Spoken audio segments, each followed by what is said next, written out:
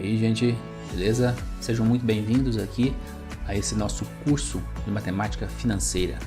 Nós vamos começar aqui nessa aula um conteúdo direcionado principalmente àqueles que pretendem aí fazer algum concurso que tenha o nosso tema como parte da grade.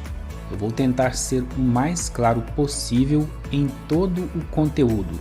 Você vai ver que eu sempre vou estar amarrando um assunto com os anteriores. Atenção aí que nós vamos ter duas playlists deste curso.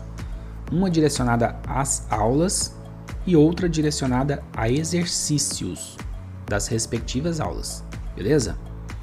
Eu vou começar aqui falando de noções básicas, preliminares, para que a gente possa então ter condições de entender os próximos conteúdos, beleza?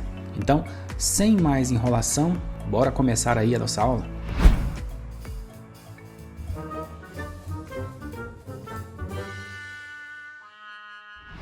Quando a gente fala de matemática financeira, a primeira coisa que me vem à cabeça é o danado deste termo, juros. E de fato, isso vai fazer parte de todas as aulas. Mas o que é juros? Como que podemos definir? Se eu empresto um dinheiro a você, eu espero um retorno. Eu não empresto de graça, não é mesmo? Então, o juro é uma forma de você me remunerar, me pagar pelo uso do meu capital, aquele que te emprestei por um certo período de tempo, tranquilo? Agora, olha só, se você me pagou um juro para poder ficar com o meu dinheiro por um tempo, quando você for me devolver o dinheiro, você vai me devolver o quê? Olha só, você tem que devolver a quantia pega inicialmente, mas você tem que me passar também o juro referente a esse capital que ficou com você por aquele período. Ou seja, o juro, que a gente vai chamar aí de J. Então, você no total me passa o capital inicial mais o juro sobre esse capital, pelo período de uso. Esse total é o que a gente chama aí de montante. Então, é fácil perceber que montante é a soma do capital inicial de uma operação com os juros acumulados no final do prazo dessa aplicação, certo? Agora, olha só, pense nos juros. E então lembre da quantia que eu te emprestei. Eu te pergunto, quanto da quantia total que eu te emprestei representa a quantia que você me pagou de juros? Para exemplificar, suponha que te emprestei R$100 e que você me pagou R$10 de juros. Quanto de 100 representa estes 10? Concorda que a 10ª parte de 100? Eu posso representar isso escrevendo uma fração. Essa fração é a nossa taxa de juros, representada numericamente pela divisão da parte que você me pagou, isto é, o juro, sobre a base de cálculo do juro, que é o capital pego.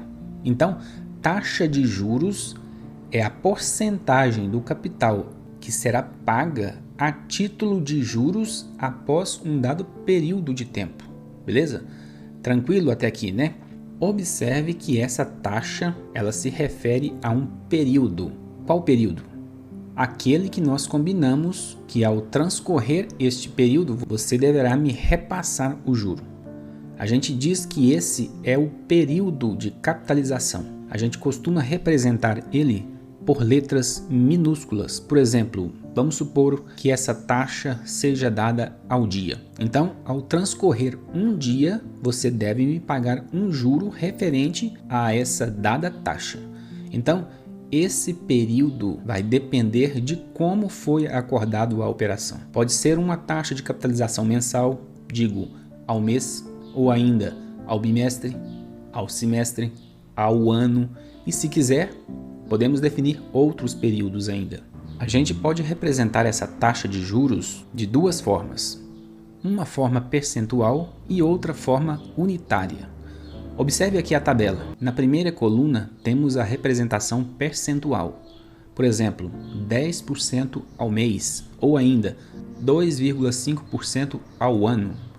Agora olhe a segunda coluna, Reescrevendo as taxas da coluna 1, a gente tem a forma unitária, 0,1 ao mês. E da mesma forma, 0,025 ao ano. Mas vamos lá, como que a gente faz a mudança das formas de uma para outra? Observe o símbolo %.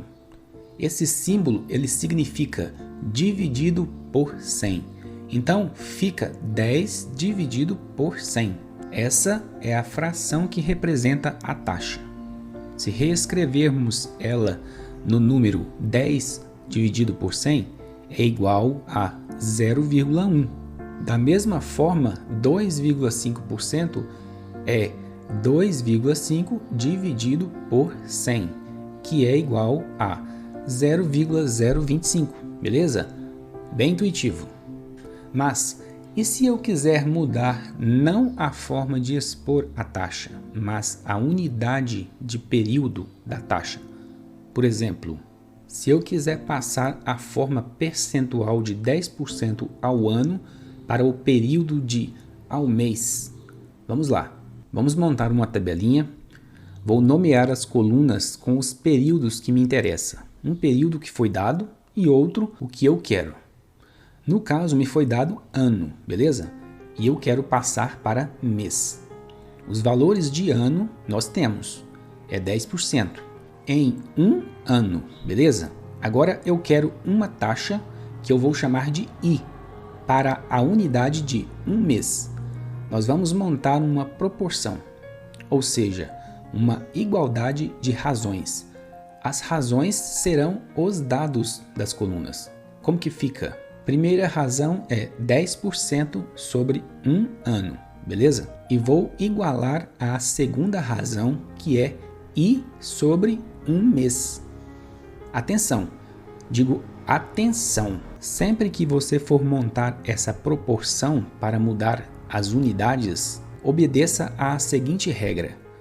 As colunas estarão na mesma unidade, mas com períodos diferentes. O que isso significa? Olha só, eu quero agora mês, então eu vou mudar a unidade de ano para mês, mas um ano em mês será 12 meses.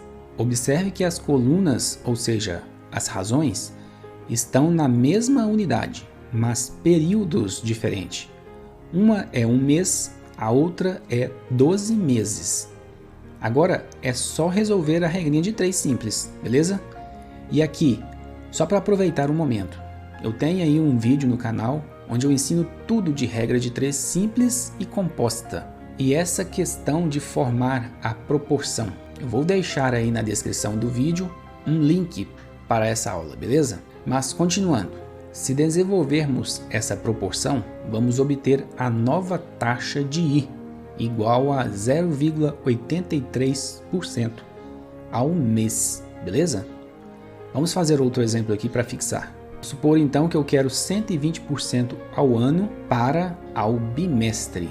Como que fica? Montando a tabela, as colunas serão de ano e bimestre, beleza?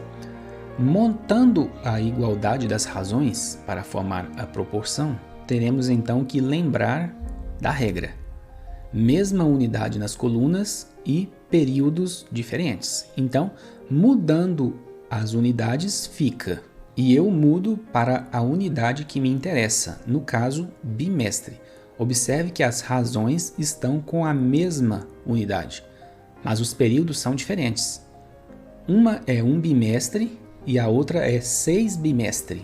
Desenvolvendo, a taxa será de 20% ao bimestre, beleza? Então já sabemos converter as taxas de uma unidade para a outra. Vamos agora falar de fluxo de caixa.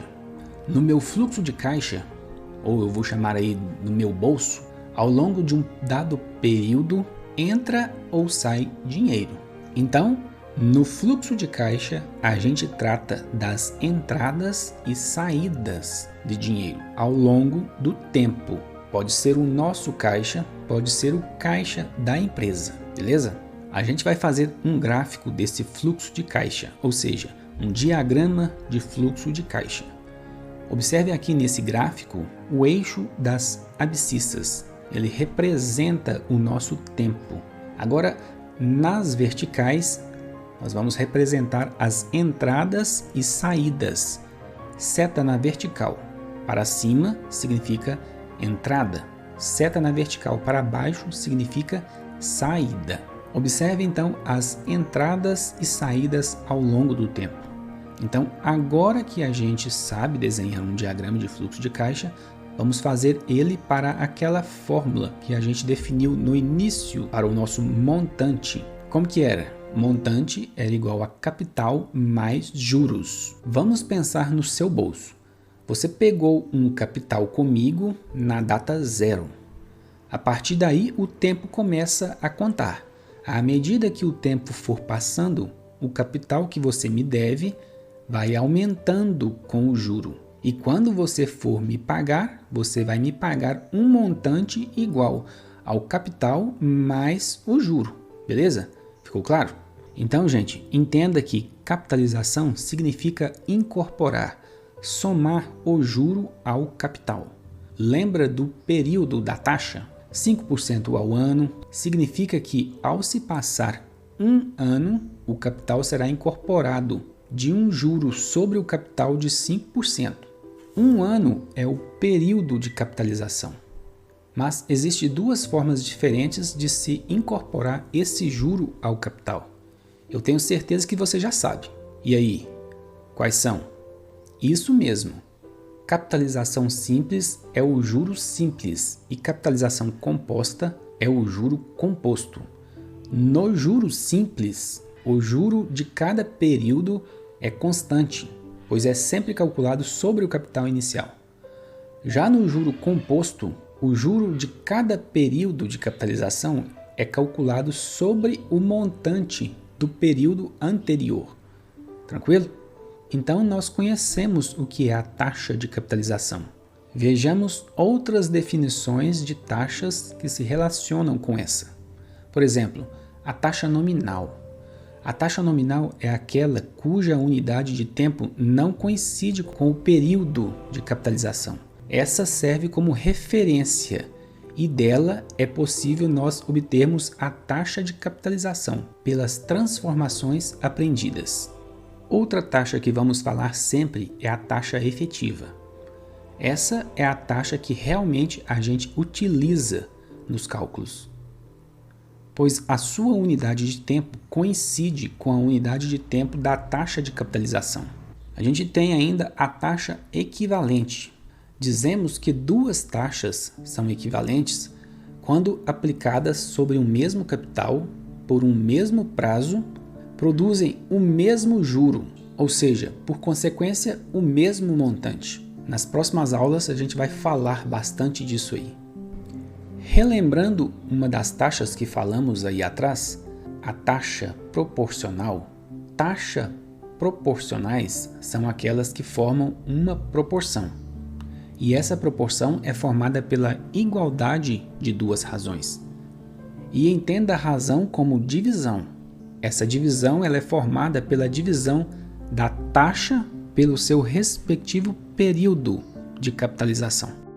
Lembre-se da tabelinha que montamos e da regra de unidades para essa tabela, beleza? Então, gente, agora você já tem conhecimentos básicos para a gente começar a falar aí de juros simples. E a gente vai falar desse na próxima aula, beleza? Então, essa aula aqui em específico, ela não conta com uma lista de exercícios. Mas de toda forma, qualquer dúvida, deixa aí nos comentários, beleza? Eu vou estar aí respondendo a todos vocês. O seu exercício aqui é fixar todo esse conteúdo que a gente falou. Este é o conteúdo base para a gente poder começar a falar deste conteúdo de matemática financeira, beleza? Então, um abração aí a todos, bons estudos e fui!